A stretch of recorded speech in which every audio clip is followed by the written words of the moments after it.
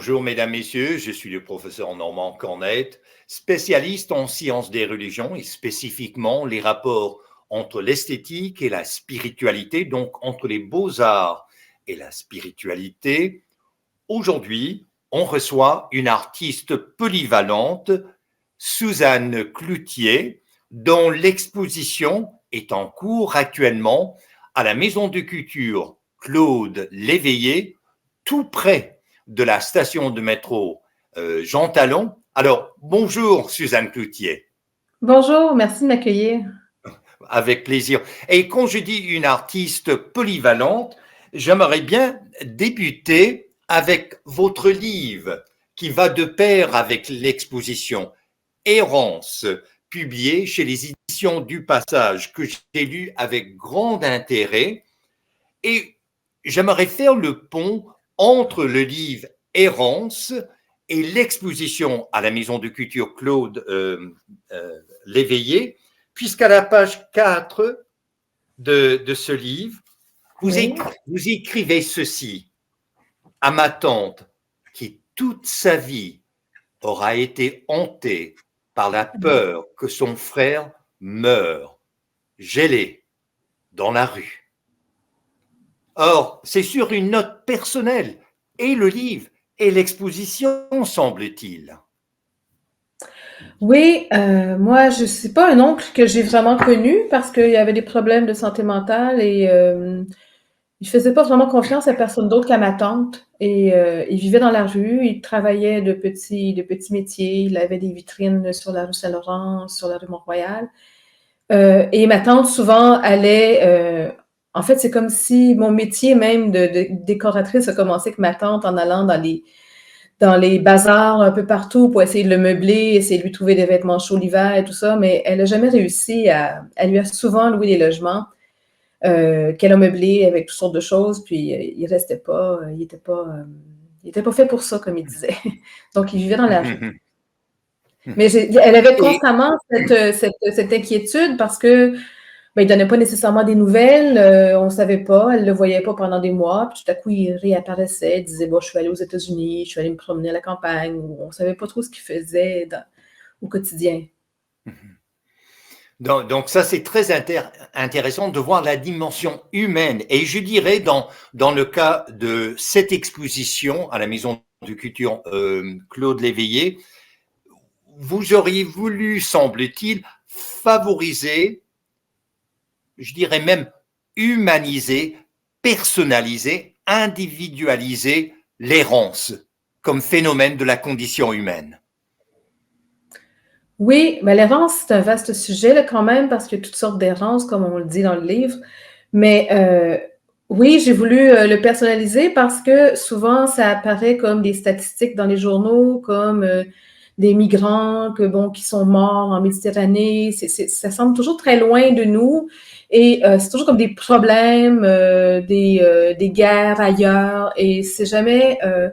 la dimension humaine est peut-être un peu plus présente dans certaines entrevues, certains reportages maintenant, mais encore très peu. Et aussi, c'est que il y a des lois en Europe où on nous empêche de recevoir les gens, de leur donner à manger, de les accueillir. Donc, c'est vraiment contraire à... Ben, moi, j'ai été élevée dans un monde plutôt catholique, là, comme la plupart des Québécois, où il y avait cette idée d'entraide. C'est pas que je sois particulièrement croyante, là, mais j'ai été élevée avec des valeurs comme celles-là, qui sont des valeurs de partage et d'entraide. Et je sens que c'est des valeurs qui sont en train de disparaître vraiment dès qu'il s'agit de gens qu'on ne connaît pas. Puis on connaît de moins en moins nos voisins, donc on est de moins en moins humain, quoi. Hum, hum. Et c'est d'autant plus intéressant que votre exposition Errance se déroule dans l'arrondissement Villeray-Saint-Michel, Parc Extension, puisque je lisais justement à ce sujet le Serge Larreau, qui est le commissaire aux personnes en situation d'itinérance de la ville de Montréal, disait lors d'une entrevue publiée par Radio-Canada sous la plume de Thomas Gerbet, le 17 juillet 2023, donc l'été dernier, en parlant justement de l'arrondissement et de la situation de l'itinérance. Il disait, avant, c'était peut-être juste le centre-ville, mais ça se vit dans plusieurs quartiers. Il y a des poches de pauvreté qui se sont créées. Et là, il cite spécifiquement Villeray. Ah oui, Or, hein? je trouve ça très pertinent, votre exposition, sous un tel jour. Oui. Et, allez-y. Mais on le voit aussi, c'était avant effectivement plus un phénomène du centre-ville, parce que souvent aussi, c'est pas toujours, mais c'est souvent relié à la prise de drogue, puis bon, les dealers étaient dans certains endroits.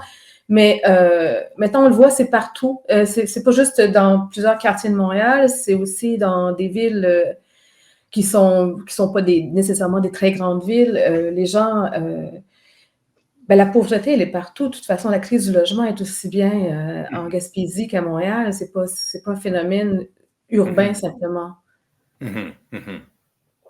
Ce qui m'intrigue aussi bien dans le livre Errance que dans l'exposition à la Maison de Culture Claude Léveillé, le titre Errance et non pas itinérance. Pourquoi cela? Parce que le livre parle de plusieurs formes d'errance, en fait, parce que ça parle aussi de la migration, des gens qui partent, qui quittent leur demeure pour toutes sortes de raisons, que ce soit des guerres, que ce soit des catastrophes naturelles. Alors pour moi, c'est plus des gens qui errent que des gens qui... Il y a des itinérants qu'on appelle, comme à Montréal, qui sont sans domicile fixe et qui ont souvent des problèmes de santé mentale ou des problèmes reliés à la drogue ou à l'alcool. Mais le livre est plus vaste que ça. Il parle aussi des peuples qui ont l'habitude, c'est leur mode de vie d'être en migration. Donc, c'est pas des réalités qui sont, c'est pas des réalités qui sont les mêmes. Il y a plusieurs raisons de bouger finalement ou de changer de lieu et de pas avoir de domicile. Donc, c'est pour ça que je trouvais que Errance était plus englobant. Et si on voulait emprunter une vue d'ensemble de votre art, et sur votre site web suzannecloutier.com, on voit très bien qu'il y avait une série précédente qui s'intitule Migration. Donc, les êtres humains en mouvement semblent vous interpeller particulièrement. Oui, oui, c'est drôle parce que moi, je suis très sédentaire, mais peut-être que c'est l'opposition. Oui, je, j'ai toujours trouvé ça très touchant de voir comme des lieux comme Alep qui se font complètement détruire, les gens qui partent comme ça avec leur enfant, juste un ballot sur le dos et puis qui se promènent et qui sans trop savoir, ou même ce qui se passe en Palestine en ce moment, où les gens sont complètement désorientés et doivent juste quitter, mais quitter pour où, pourquoi, comprennent pas trop. Oui, ça me touche beaucoup. C'est peut-être parce que je suis très sédentaire, justement. Moi qui ai passé ma vie à Montréal, dans un petit quartier où tout le monde se connaissait, je ne sais pas pourquoi ça m'interpelle en particulier, là, mais c'est peut-être à cause de mon oncle aussi. Je trouve ça très tragique comme situation. Et il y a maintenant un néologisme suite aux événements de l'actualité Israël-Hamas. On parle carrément de domicide. C'est qu'on détruit des domiciles. Il n'y a plus de résidence, il n'y a plus de foyer, il n'y a plus de maison, il n'y a plus de chez-toi. C'est la destruction massive des domiciles. Or, j'aimerais faire le pont entre l'exposition actuelle et l'exposition précédente, Migration, que j'ai étudiée également. Dans le texte qui figure sur votre site suzannecloutier.com, vous écrivez, en parlant de migration, cette série explore le lien entre humanité et territoire. Fin de citation. Or, Suzanne Cloutier, j'ai l'impression qu'avec l'exposition Errance, vous explorez l'humanité sans territoire, ou du moins sans domicile, sans résidence permanente ni lieu fixe. C'est bien cela. Oui, mais c'est le territoire, c'est aussi le territoire qui change, c'est aussi la frontière qu'on déplace, c'est les gens qu'on déplace, on reste quand même lié au territoire, mais c'est un fait que dans cette exposition-ci, c'est déjà, je m'attarde plus à une situation de gens sans domicile, donc sans leur territoire. Mais même les nomades avaient un territoire, c'était pas nécessairement une maison, mais c'était quand même souvent des lieux assez vastes, mais ils revenaient quand même aux mêmes endroits. Et un peu comme aussi, on le voit avec les oiseaux qui reviennent faire leur nid au même endroit, qui reviennent au printemps, tout ça. Donc, les humains, à travers la planète, ont eu des activités comme ça. C'est sûr que c'est pas tout le monde qui était nomade, mais il y a quand même une bonne partie des peuples qui ont été nomades. Des fois, ça fait très longtemps, mais quand même, il y en a encore qui restent nomades aujourd'hui. Donc, le lien au territoire, il est important parce que c'est pas le territoire, c'est un lieu qu'on habite, c'est un lieu où on peut manger, où on peut trouver un gîte. C'est pas nécessairement la maison telle que nous on la connaît, puis mais c'est quand même. Et c'est une chose qu'on voit de plus en plus, c'est qu'on enlève du territoire à les conquérants, les envahisseurs, les empires. C'est ce qu'ils font en premier, c'est qu'ils vous enlèvent votre territoire et détruisent vos maisons. Donc, c'est une façon de déshumaniser les gens. Donc, l'habitat, en fait. Oui. Et à la fin de votre texte dans le livre Errance, vous aviez une phrase qui m'a interpellé en parlant des Incan, une langue sans territoire. Ah oui, oui.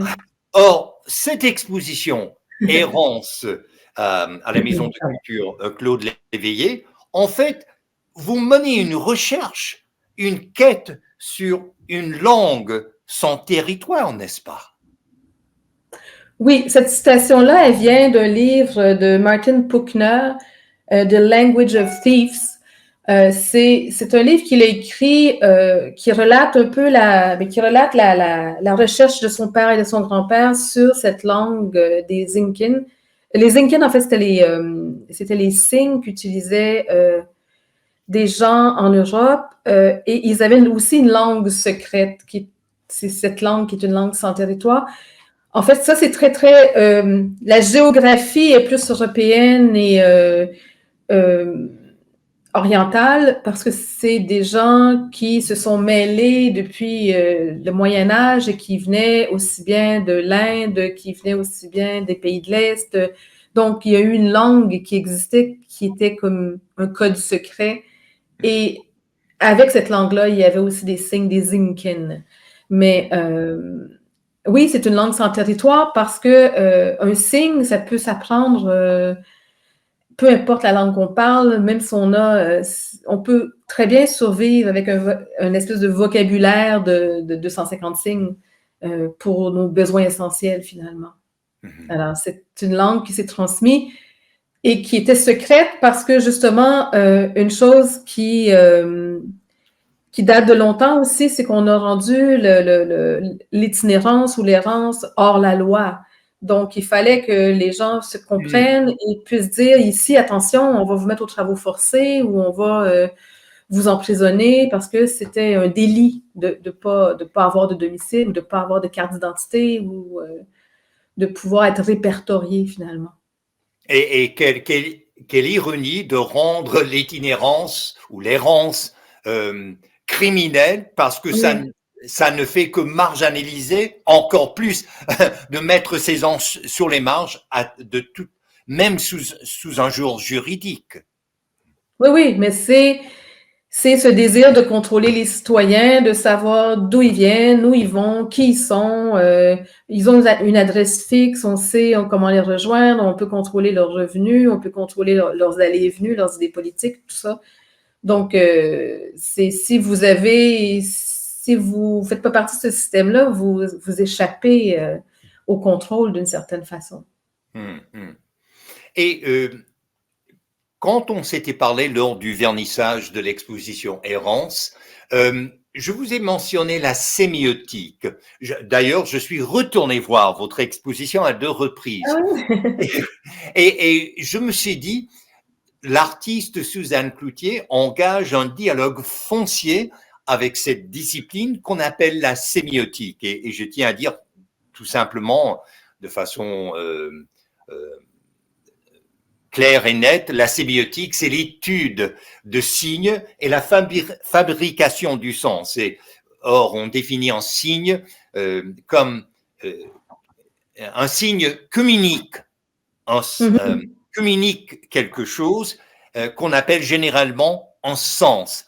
Est-ce que vous voyez cette exposition et vos recherches récentes, vous les considérez sémiotiques? Oui, oui, oui. Mais d'ailleurs, les signes, moi, je les ai trouvés dans un livre d'un designer industriel, mais je les ai aussi retrouvés dans un livre de sémiologie, d'un sémiologue suédois. Donc, oui, et c'est quelque chose aussi qui m'intéresse, qui m'interpelle parce que c'est justement comment on va donner ce sens-là à ce signe-là. Qu'est-ce que ça représente au-delà de la langue? De dire, bon, ce triangle-là, bon, ben, c'est ce qu'il veut dire, ou cette flèche, elle veut dire ceci, cela. Donc, oui, la sémiologie, c'est une chose qui m'intéresse et c'est aussi une façon de comprendre et de connaître comment les signes agissent sur notre inconscient. Or, pour faire encore une comparaison entre le livre Errance et l'exposition, je constate que dans l'exposition, il y a un sous-titre, ce qui n'est pas le cas dans le livre. À la maison de culture Claude Léveillé, vous parlez de Errance, signe de survie, et le sous-titre. Pourquoi y a-t-il ce sous-titre à l'exposition? Au départ, ça faisait partie c'était comme le titre du livre, mais quand j'ai invité des auteurs à participer au livre, le sens est devenu un peu plus ouvert et je voulais pas juste le laisser je voulais pas que ce soit seulement les signes de survie parce que les textes littéraires amènent une autre perspective. Tandis que dans l'exposition, c'est plus un sens que moi je contrôlais. Donc là, j'ai mis le sous-titre, mais je sais pas, on a laissé tomber signe de survie pour le livre parce qu'on trouvait aussi que c'était plus ouvert à tous les sens qu'il y avait dans le livre, y compris tous les sens que mon texte amenait et le texte des 11 autres auteurs et autrices. Et je tiens à signaler à l'auditoire de Radio Infocité que ce livre Errance, publié chez les éditions du Passage, vous allez trouver des écrivains, des écrivaines et non les moindres. D'ailleurs, lors du vernissage, j'ai parlé un bon moment avec Joséphine Bacon, qui figure dans le livre. Et il y a des portraits également de ceux et celles qui ont écrit dans ce livre. Il y a David Goudreau aussi, qu'on retrouve. Il me semble qu'il y a Anne-Marie Gill aussi. Oui, Anne-Marie Gill. Donc, toute une panoplie d'auteurs qui font partie du livre. Mais j'aimerais revenir à la dimension personnelle de votre vécu, de votre expérience et beaucoup, dirais-je, de votre enfance. On parlait tout à l'heure à la page 4 de votre tante, et là, à la page 8, tout à fait en bas de la page 9, vous parlez d'une création téléphonique d'Henri Dreyfus qui figure de façon importante dans votre texte. Vous parlez du téléphone. Oui. Et Henri Dreyfus crée d'abord le téléphone noir à cadran mobile, le modèle 300, ensuite le modèle 500, et ce qui se déclinera en plusieurs couleurs en 1954, et je cite votre texte, cet appareil deviendra le téléphone le plus populaire jamais produit, sa version murale en verre olive trônait au milieu de notre maison quand j'étais petite. Donc, en quelque sorte, cette exposition puise dans votre enfance, dans votre vécu, qui ont laissé des traces permanentes dans votre inconscient. Mais Dreyfus était partout en Amérique. Donc, le téléphone, c'est un symbole pour moi, mais c'est aussi pour tout le monde. Il y avait un téléphone. C'est difficile à dire aux jeunes aujourd'hui qui ont tous leur téléphone en poche, mais il y avait un téléphone et souvent, en tout cas chez nous, il était au centre de la maison, à la fin du long corridor, à l'entrée de la cuisine, avec un long fil pour que ma mère puisse cuisiner et faire autre chose en parlant au téléphone. Et puis, il était assez long aussi pour se rendre dans une autre pièce et fermer la porte. Donc, oui, c'est un objet. Le téléphone, c'était quelque chose de très important et il avait tout le monde avait le même téléphone finalement. C'était le modèle de téléphone que tout le monde avait. Et j'ai trouvé ça fascinant quand la première fois j'ai vraiment rencontré les signes, de me rendre compte que c'est Dreyfus et son équipe qu'ils avaient répertorié et que cet homme-là et son équipe, évidemment, pas seulement lui, avaient dessiné finalement plein d'objets qu'on utilisait au quotidien depuis des années, là, depuis les années 50, mais même 30 en fait. Oui, ce fameux téléphone, mais c'est pas juste le téléphone, c'est les avions, c'est les tracteurs John Deere. Il y a beaucoup de l'imagerie américaine qui a été dessinée par Dreyfus. Donc, oui, ça fait partie de ma vie, mais la vie de plein de Et, gens. et, et ce qui m'intrigue dans ce texte, c'est de voir à quel point les objets ordinaires, banals, comme un téléphone, en quelque sorte pour vous, il y a ce penchant d'esthétiser le quotidien, d'esthétiser ce qui est ordinaire, d'esthétiser ce qui est banal. Et je ne pouvais pas m'empêcher de penser à Marcel Duchamp, qui est un des fondateurs de l'art contemporain, avec le guidon du vélo ou encore l'urinoir à l'envers. Mm-hmm. Il est comme esthétiser le quotidien. Est-ce qu'il y a un lien quelconque avec Marcel Duchamp? Vous-même, le design industriel vous importe beaucoup. Ben oui, je pense que c'est important qu'on vive dans des objets, dans des lieux qui sont beaux, que ce soit euh, au niveau de l'architecture, que ce soit le design d'objets. Oui, c'est très, très, très important, mais ça date même d'avant le design industriel. Il y a plein de peuples qui ont créé des choses magnifiques, que ce soit de la statuaire, que ce soit de la poterie, des tapis. Je pense que c'est un besoin humain dès que les gens et ça va aussi beaucoup avec la sédentarité, je pense. Là, moi, je ne suis pas une spécialiste, je ne suis pas anthropologue, mais quand les gens s'installent, ils construisent des maisons, ils font des tapis. Et ça a longtemps été aussi une façon de reconnaître des groupes d'humains, de reconnaître des peuples parce qu'ils utilisaient tel symbole, tel motif, telle couleur qui était relié à leur environnement. Donc, c'est aussi relié au territoire et c'est relié à une société, les objets. Donc, oui, moi, je pense que c'est très, très, très important.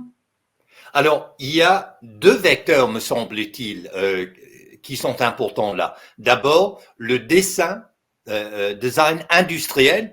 On parle là de ce qui est pratique, de ce qui est fonctionnel.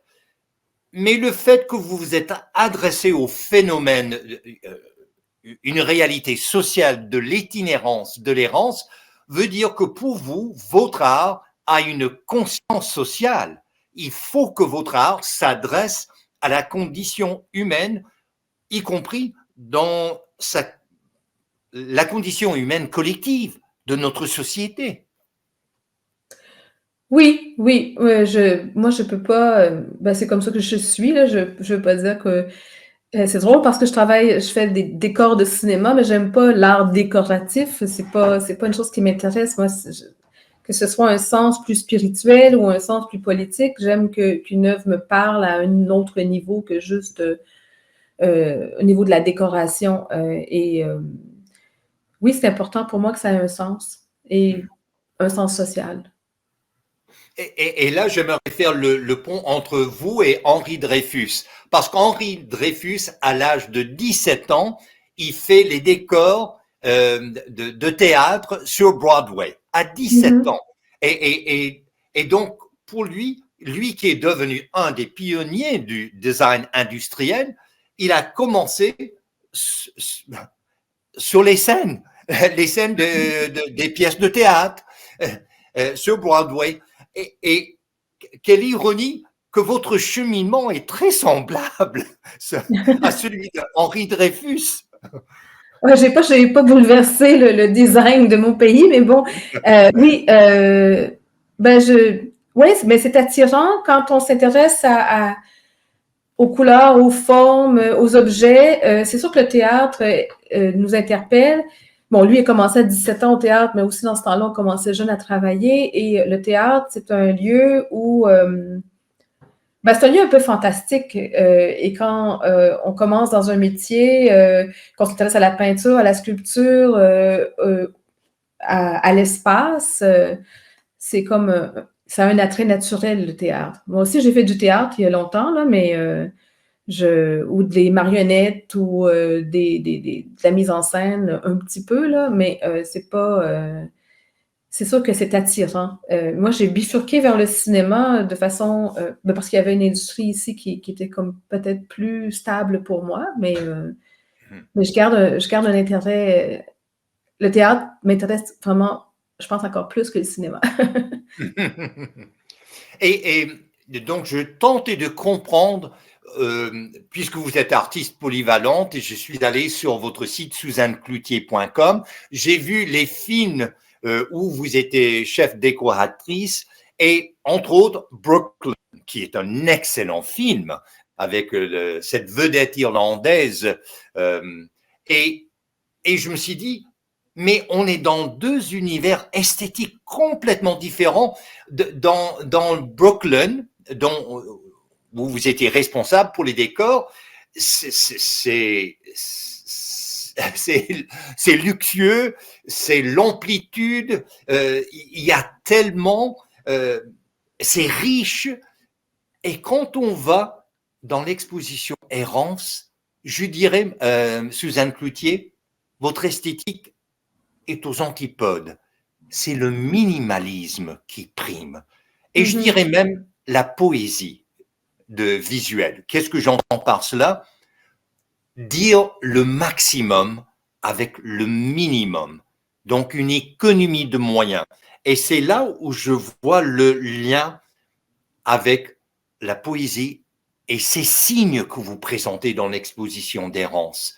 Ces signes, ces symboles sont en fait des poèmes. Une économie de moyens, dire le Oui, maximum avec le minimum.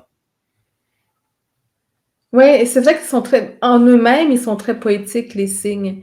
Je les ai transformés en faisant comme des mises en garde ou des conseils, en changeant, en les catégorisant en trois catégories de couleurs, donc de signification. Pour le rouge pour le danger, le vert pour la sécurité, puis le jaune pour la précaution. Mais, euh, mais ils étaient en soi très poétiques. Et c'est aussi ce qui est beau, c'est que ces signes qui sont passés à travers les décennies avaient justement un minimalisme pour dire une chose essentielle. Et moi, ça me touchait. Donc, je pense que c'est la première chose qui m'a interpellée. Pour en venir au cinéma, puis à Brooklyn et tout ça, c'est sûr que un film, ben, c'est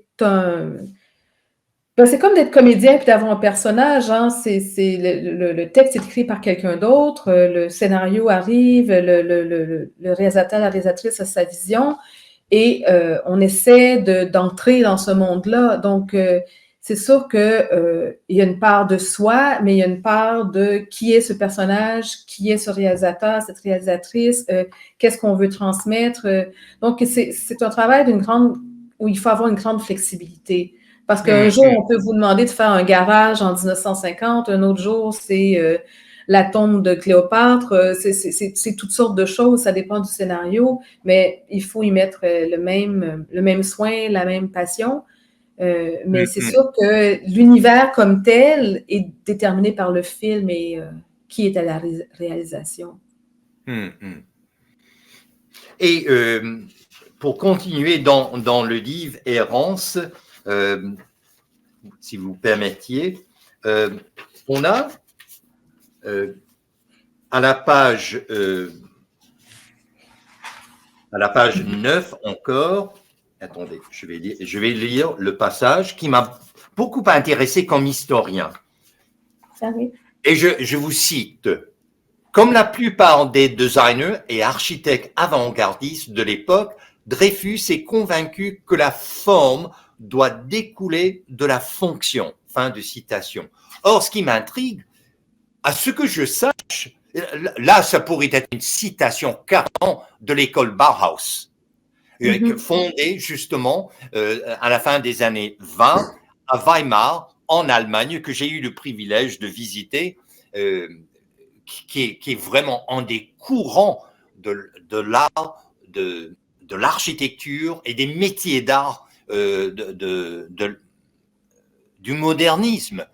Mais à ce que je sache, Suzanne Cloutier, il n'y avait pas de lien direct entre l'école Bauhaus et Henri Dreyfus, qui était lui américain. Je n'ai. Allez-y. Non, il n'y avait pas de lien direct entre eux, mais il faut dire que l'école Bauhaus a été détruite par les nazis. Les gens se sont expatriés et ils se sont beaucoup expatriés vers les États-Unis aussi. C'est des idées qui ont circulé beaucoup dans le monde de l'architecture puis du design, sans être nécessairement de l'école du Bauhaus. C'est des idées qui, quand même, que plusieurs ont adoptées finalement. C'est pas nécessairement que Dreyfus faisait partie de l'école du Bauhaus. De toute façon, il aurait été trop jeune, je pense, parce que c'est quand même les gens qui enseignaient là, c'était pendant avant la Deuxième Guerre mondiale, et je ne sais plus quand est-ce que ça a été fermé, mais c'est certainement sous le nazisme là, que c'était de l'art dégénéré, et puis qu'ils ont dû déménager à quelques reprises. Oui. Et c'est vrai que des fondateurs, entre autres Mies van der Rohe, s'est établi à Chicago. Et Mies van der Rohe qui a réalisé des œuvres ici même à Montréal, grâce à son étudiante Phyllis Brofman. Donc, et j'aimerais continuer avec Dreyfus et votre livre Errance, puisque encore, mais là, à la page 9, en bas de la page, Dreyfus entreprend alors une importante recherche graphique en vue de proposer des icônes pour toutes les commandes. Il élabore une série de pictogrammes compréhensibles et utiles à une clientèle de toutes les langues et même pour les illettrés. Alors, pour vous, et là vous faites référence à son chef-d'œuvre publié, le Symbol Sourcebook, publié en 1972, n'est-ce pas? Oui, c'est ça, oui. Oui, d'ailleurs, il y a une exposition que je n'ai pas vue, là, mais à New York, ils célèbrent les 50 ans de son livre, que j'aimerais beaucoup aller voir cette exposition. Oui, c'est un livre très, très, très important parce que c'est sûr qu'il y avait des moyens technologiques, il y avait des collaborateurs à travers le monde, mais ils ont vraiment fait un ouvrage extraordinaire à essayer de vraiment répertorier les signes pour pouvoir simplifier la communication, surtout d'objets qui voyageaient, là, et aussi pour des lieux comme des aéroports où les gens ne parlent pas nécessairement une langue ou une autre. Donc, d'avoir des pictogrammes qui montrent c'est quoi la sortie, c'est quoi les salles de bain, tout ça, c'est des choses dans lesquelles on vit depuis des années, on n'y pense même pas, mais c'était très important pour faciliter la communication et dans certains cas, sauver des vies. Quand vous cherchez une issue de secours, puis c'est écrit dans une langue que vous ne comprenez pas, mais peut-être que vous ne la trouvez pas. Tandis que si vous avez un petit symbole, vous reconnaissez le symbole et vous savez que c'est par là. Donc, c'est très important et c'est des symboles aussi qui ont touché tous les domaines. Moi, je me suis attardée aux symboles, les robo signs, les symboles de vagabonds, mais ça touche aussi la chimie, ça touche toutes sortes de domaines. Donc, c'est vraiment un travail extraordinaire qu'il a fait. Oui, et je me place au moment de la publication qui, tragiquement, correspondent avec la même année de sa mort. Oui, Lui et sa conjointe se sont donné la mort, oui, puisqu'elle était atteinte d'une maladie oui, grave. Ils ont pris la décision et quelqu'un qui était sûrement systématique dans tout ce qu'il faisait. Henri Dreyfus a laissé des notes pour la bonne. Quand elle arrivait à la maison, elle a laissé des notes qui contacter. Et ils avaient 3 enfants oui. quand ils se sont enlevés la vie. Alors, on est bien avant l'aide médicale à mourir.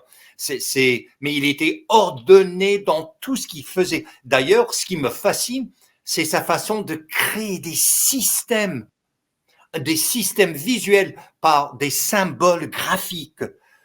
Donc, votre rapport dans cette exposition Errance est le rapport d'une graphiste aussi. Ouais, je suis pas graphiste, hein, ça c'est un autre. C'est moi les signes m'intéressent, la peinture m'intéresse, la poésie m'intéresse, le design, le graphisme aussi bien sûr, mais je suis pas une graphiste. C'est un autre, c'est vraiment un métier être graphiste. C'est comme être illustratrice. Hmm. C'est des choses qui se touchent, mais c'est pas vraiment ce que je fais. Je suis pas aussi technique que ça. Je suis pas aussi non, et lui non plus était pas graphique, mais il Mais était hmm. graphiste, oui. Il était plutôt. C'est sûr que si vous vous intéressez au design, si vous vous intéressez au texte, ben, il y a la lettre, il y a la fonte, la forme, la couleur et tout ça, ça vient ensemble, mais c'est un métier comme plus pointu, être graphiste. Moi, je ne suis pas ça. Mais dans cette exposition Errance, vous êtes dans les arts graphiques à toute fin pratique. Oui, mais d'une façon très euh, artisanale. C'est pas le graphisme. Quand on parle d'un graphiste, c'est plus quelqu'un qui connaît et qui contrôle certains outils Hmm. d'impression, de mise en page, Photoshop et tout ça. Moi, je suis pas très. Ben, je connais un peu, mais je suis pas du tout là-dedans. Mais oui, le caractère graphique des signes m'a intéressé beaucoup et j'aime les arts assez qui ont une qualité graphique, oui. Oui, Mais sans être merci pour, graphiste. merci pour ces précisions. Et on va continuer à la page 10 dans votre livre Errance. Là, vous écrivez en parlant justement de son chef-d'œuvre, le Symbol Sourcebook. Vous dites, et on est page 10 au milieu, publié en 1972, l'ouvrage deviendra une Bible pour les designers, les graphistes et les architectes. Le livre débute par un sommaire en 18 langues qui ne laisse planer aucun doute sur le désir de l'universalité de Dreyfus. J'avais l'impression, en retournant à Errance, que vous aussi, vous tendez vers l'universel de la condition humaine.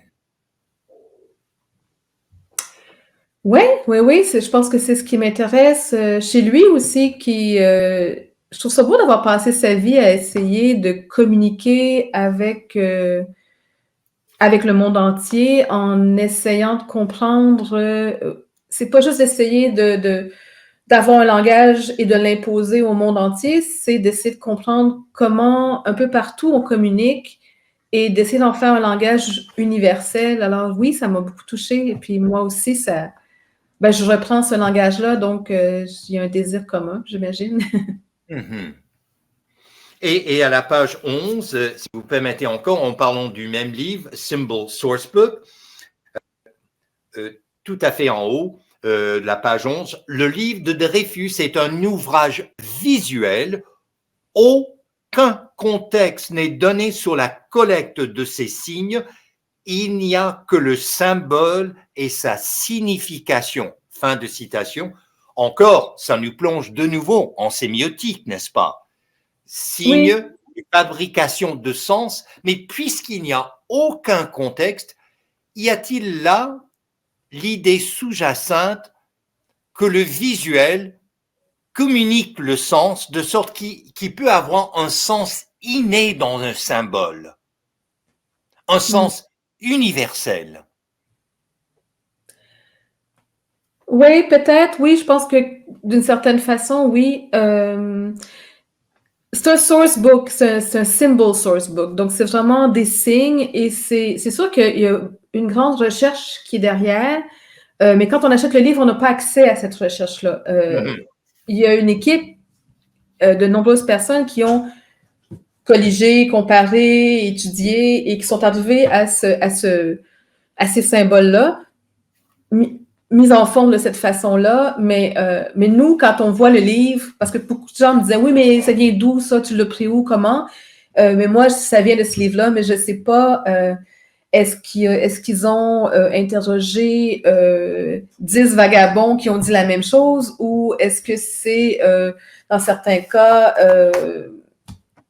10 personnes à la fois du Japon, de l'Afrique et de partout qui ont dit oui, le cercle, ça veut dire ça pour nous. J'ai pas, je pourrais faire de la recherche et aller dans le fond Henry Dreyfus, mais c'est pas ça mon sujet de toute façon. Mais j'ai pas ces explications-là et ils n'en donnent pas d'explications. C'est vraiment juste le visuel et on reste seulement avec le signe et la signification qui est décrite en dessous. Puis c'est ça aussi qui m'a interpellée de voir quand j'ai rencontré les mêmes signes dans le livre Dictionary of Symbols de Carl Jungmann, je pense que je prononce mal son nom, mais mon suédois n'est pas très bon. Donc, quand j'ai rencontré les mêmes signes et qu'il les comparait avec des signes anglais et suédois, c'est ça, c'est le signe et sa signification, et de voir comment elle était la même ou contraire parfois, c'est ce qui m'intéressait de voir et d'essayer de comprendre aussi. Et évidemment, il y avait dans cette exposition que vous présentez à la Maison de Culture Claude Léveillé, tout comme dans le Symbol Source Book, vous auriez voulu, semble-t-il, présenter des signes, des symboles, des images universelles à qui n'importe qui, même des analphabètes, des illettrés, et y compris des gens qui ont un minimum de culture dans l'histoire de l'art contemporain, dans les beaux-arts. Il y a là aussi communiquer avec un grand public, peu importe son arrière-plan, peu importe son éducation, peu importe sa culture, peu importe sa discipline, sa carrière, sa profession, son emploi. Il y a quelque chose là qui est accessible. Il semble que l'accessibilité vous importe dans cette exposition, que ça soit accessible aussi bien aux enfants qu'aux adultes, aux ados, aux aînés. Oui, mais on le voit aussi, il y a beaucoup de groupes. En fait, la Maison de la Culture fait vraiment un travail extraordinaire de diffusion. Ils invitent des groupes d'étudiants, des groupes d'aînés, toutes sortes de groupes à venir voir l'exposition et ils font un accompagnement de ces groupes en présentant l'exposition et les enfants réagissent beaucoup aux couleurs, mais aussi aux signes. Je pense que ça vient chercher quelque chose de primaire. C'est quelque chose qui, je ne saurais pas expliquer. Peut-être qu'un psychologue ou un sémiologue pourrait l'expliquer mieux que moi, mais il y a une grande réponse. Mais aussi bien des aînés, des gens qui ne sont pas en art, des gens qui le sont, que des enfants. Des enfants, beaucoup. Et c'est intéressant, vous mentionnez la psychologie. Aussi, en revisitant l'exposition Errance, je me suis dit, il y a là quelque chose, comme on dirait en psychologie, basal. Et en pensant à Carl Jung, qui était lui psychiatre, il parlait des archétypes. Et j'ai l'impression que dans bien des œuvres que vous présentez, ces signes sont autant d'archétypes. Oui. Des symboles. Allez-y. Oui, mais ça rejoint le côté universel, le côté humain. Moi aussi, j'ai l'impression que c'est des archétypes que... Et c'est pour ça que ça me fait plaisir que les enfants y aillent et s'identifient ou réagissent ou je sais pas comment notre cerveau est constitué, mais clairement, les gens, ils reconnaissent quelque chose. Ils sont au moins curieux de ces signes et ça les intrigue. Tout à Assez fait. pour qu'ils regardent, pas juste un signe ou deux, ils s'en vont, ils font tous les signes et puis ils reviennent et c'est drôle, je trouve, parce que c'est pas... moi, je me disais, bon, tous ces signes-là, avec les définitions, ça peut peut-être être un peu ardu, mais pas du tout, les gens font le tour, vraiment, ça les interpelle. Et ce qui est intéressant, c'est cette question de pouvoir s'identifier. J'avais l'impression que monsieur et madame, tout le monde peut s'identifier avec ces signes. Et de pouvoir s'identifier, ça c'est vraiment un pouvoir dans l'art visuel. Et là, je fais référence encore aux archétypes et spécifiquement à Carl Jung, parce que c'est lui aussi qui était psychiatre, chercheur et cofondateur de la psychanalyse. Il parlait de la conscience collective. J'ai l'impression que des signes présentés dans cette exposition, tout comme dans le Symbol Sourcebook de Henri Dreyfus, font appel à la conscience collective. Oui, et au besoin, de toute façon, en tant qu'être humain, on a tous besoin de manger, de dormir, de se couvrir contre le froid et tout ça. Donc, c'est des besoins fondamentaux et ça rejoint nécessairement la collectivité parce que c'est des besoins primaires, finalement.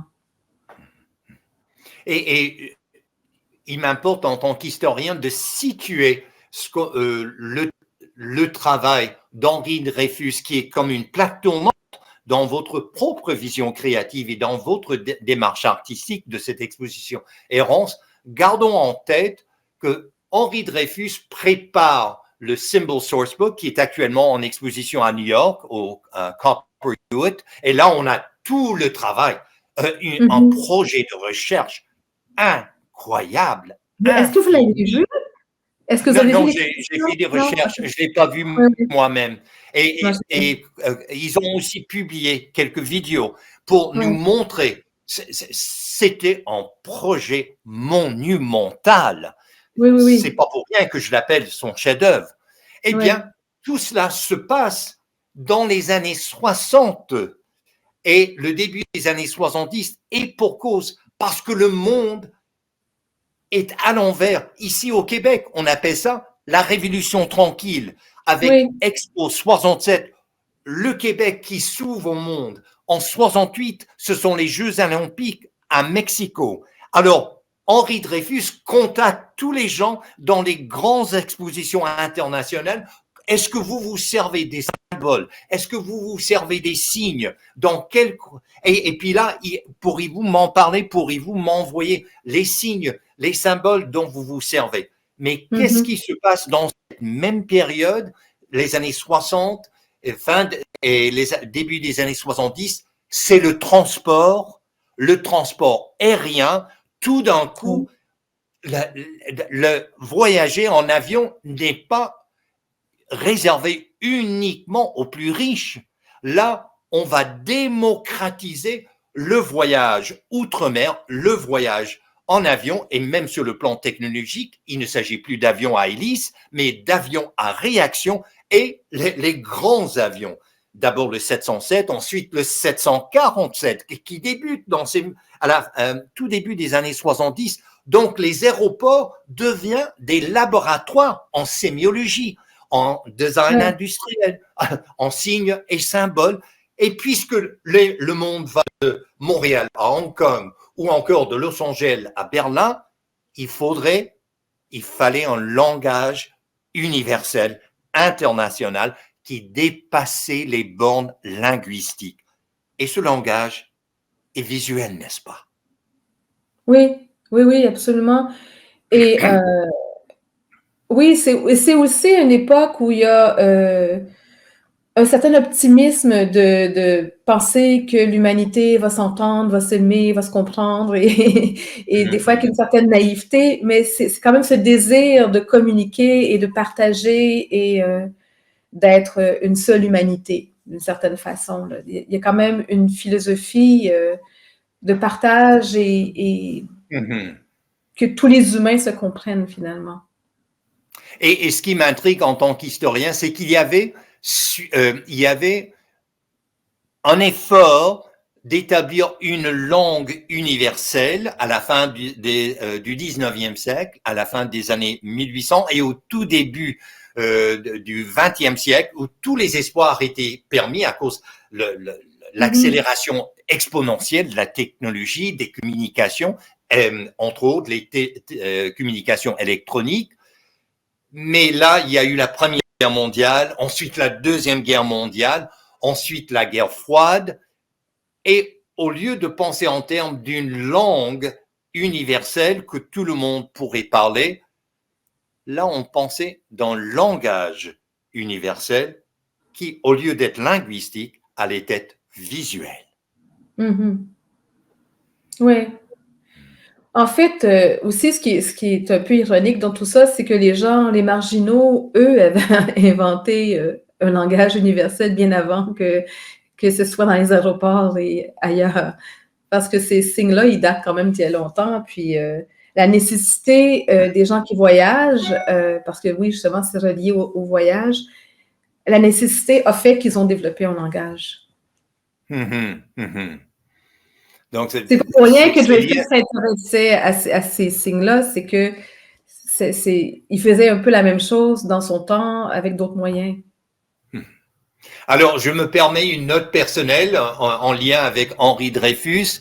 De 1963 à 1970, justement, ces années charnières sur l'évolution où tous les espoirs étaient permis, puisque c'était Love and Peace, c'est le mouvement hippie. Et je l'ai vécu. J'étais à l'université de Californie à Berkeley, en face de San Francisco.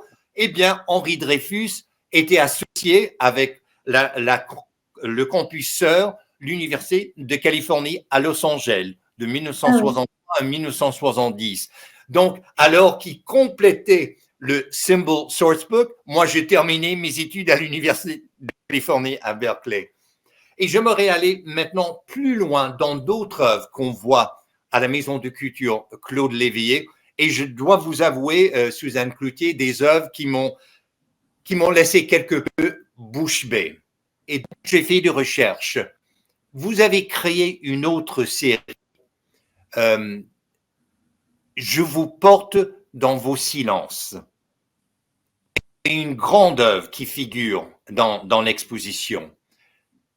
Et j'avais l'impression que c'était l'équivalent à toute fin pratique du cri d'Edvard Munch. Il y avait une violence silencieuse dans l'œuvre. Et vous vous êtes adressé à la question non seulement de l'itinérance, mais aussi à la violence, n'est-ce pas, dans vos œuvres, dans votre art? Oui, c'est quelque chose que j'ai fait beaucoup d'œuvres que j'ai pas beaucoup montrées parce que c'est souvent assez, c'est pas très décoratif justement. Sur la violence, c'est quelque chose qui m'impressionne beaucoup. Et que je comprends pas évidemment là. Je suis pas la seule à pas comprendre, mais que cette perpétuation de la violence partout et à tout propos, ça me touche beaucoup. Et c'est quelque chose que c'est une façon d'essayer de comprendre, puis je sais pas, c'est comme un catharsis là. C'est beaucoup. En fait, quand on regarde les journaux, moi, je suis toujours un petit peu décalée. J'accumule les journaux, les revues, et quand on regarde sans la prégnance de l'actualité et qu'on regarde les choses, c'est frappant la violence qu'il y a dans le monde. Là. Et j'ai collectionné longtemps ces photos-là, et que ce soit le Vietnam, que ce soit la Palestine, que ce soit n'importe où en Amérique du Sud ou ailleurs, c'est toujours un peu la même chose. Hein. On efface les partis politiques, religieux et tout ça, ça reste des humains qui se font tabasser, se font voler, tuer. Moi, ça me touche beaucoup, beaucoup. Mhm, mhm. Et dans ces grandes œuvres à la Maison de Culture Claude Léveillé, vous avez une technique qui m'a saisi aussi. Pourriez-vous nous parler quelque peu de votre technique en réalisant ces grandes œuvres qu'on voit dans l'exposition Errance?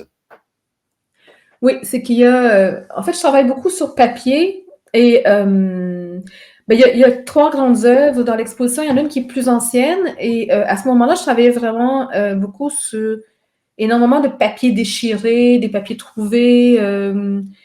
Et moi, je fais beaucoup de repentir, comme on dit en dessin, c'est-à-dire que je dessine et je redessine et je redessine et je défais, je refais. Et je me suis mise à déchirer, à recoller.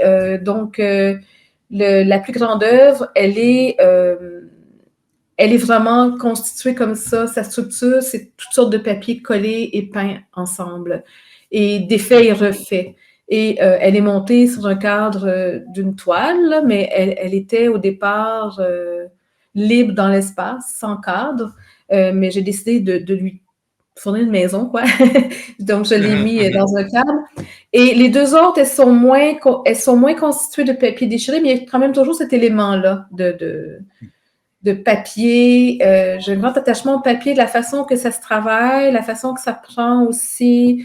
Ben, l'aquarelle, qui a beaucoup de lumière, qu'on peut... Enfin, c'est pas la même matière que de la peinture. Je suis attachée à ça aussi. Et la façon qu'on peut le déchirer et le recoller, ce qui n'est pas nécessairement possible avec une toile.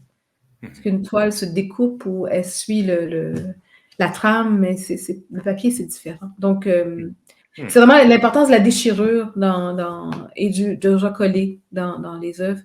Et les deux dernières en ont moins, mais celles que je pense que les gens sont plus saisis par la plus grande qui est très, très, très en morceaux, quoi. Et la déchirure est en quelque sorte représentative de la condition humaine aussi. Oui, oui, on peut dire ça, oui. Et dans ces œuvres, là, je mentionne la violence, mais dans les autres grandes œuvres, j'avais un sentiment, en me mettant devant pendant un bon moment, qu'il y avait de l'aliénation ou de l'isolation. Est-ce que ça sonne juste ou c'est peut-être moi qui impose sur les œuvres? L'aliénation, je ne sais pas, mais certainement une grande isolation, une grande solitude. Je pense qu'on est tous face à la violence et au pouvoir, comme ça, on est tous assez seuls, même si parfois on peut se regrouper, mais quand les photos que j'utilise pour faire ce tableau-là, c'est souvent un individu qui est enlevé d'un groupe. Bon, donc, c'est pas la photo d'actualité telle qu'elle était, mais je choisis une personne que je remets dans un autre contexte. Donc, mais cette personne-là est isolée dans une situation qu'elle ne contrôle pas. Oui. Et je vois que l'espace vous importe énormément parce que dans particulièrement deux des grandes œuvres, l'espace est plus grand que nature. En fait, l'être humain est en quelque sorte petit vis-à-vis l'espace qui l'isole. Oui. Et je parlais tout à l'heure de votre... Parce que vous avez plusieurs corpus d'œuvres distincts qu'on retrouve sur votre web suzannecloutier.com. Donc, le rapport entre l'être humain et l'espace est un principe opérateur chez vous. Oui, oui, le paysage aussi, parce que c'est... en fait, c'est des thèmes de l'histoire de l'art, hein, le paysage et le portrait, l'humain, tout ça. Mais c'est difficile maintenant d'oublier qu'on fait partie d'un paysage quand les forêts brûlent et qu'on ne peut plus respirer, on ne peut plus sortir de chez soi. Oui, on est petit dans le monde, mais on a tendance à l'oublier là, parce qu'on se sent très fort, puis on construit des belles villes et surtout les gens qui sont très riches ont tendance à penser qu'ils ont du pouvoir sur tout, mais on est dans un espace qui est indépendant de nous. On fait partie d'un tout et ce tout-là, on l'a pas mal déréglé nous-mêmes et puis ben, on en subit les conséquences et on n'a pas fini de les subir non plus. On est assez, là-dedans aussi, on est assez isolé et assez seul parce que qu'est-ce qu'on peut faire, nous, chacun chez soi, quand on ne peut pas sortir parce que moi, ça m'a marqué et ça a marqué toutes sortes de personnes, là, les feux de forêt qu'ils ont sentis jusqu'à New York. C'est difficile de faire semblant que ça n'existe pas, là. Le déni ne fonctionne plus tellement. Donc, votre art est ancré dans l'espace, voire dans le spatio-temporel. Oui, oui, je pense que oui, oui. Mais c'est pas d'une façon aussi délibérée. Je me dis pas, tiens, je vais faire un tableau comme ci, comme ça. Mais je pense que ça m'imprègne. Puis des fois, je suis surprise moi-même que je fais, ah oui, ok. Je pense qu'il y a des feux de forêt qui sont restés un peu dans ma tête.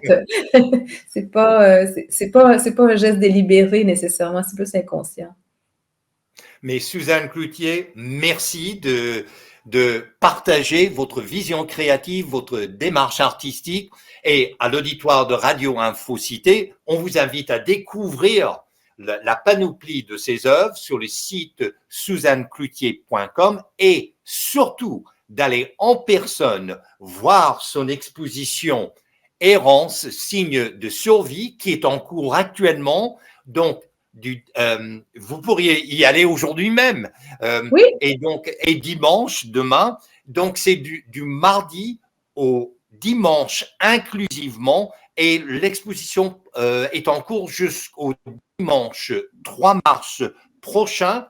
Et quant au livre, à son livre Errance, c'est disponible chez les libraires et également dans les bibliothèques.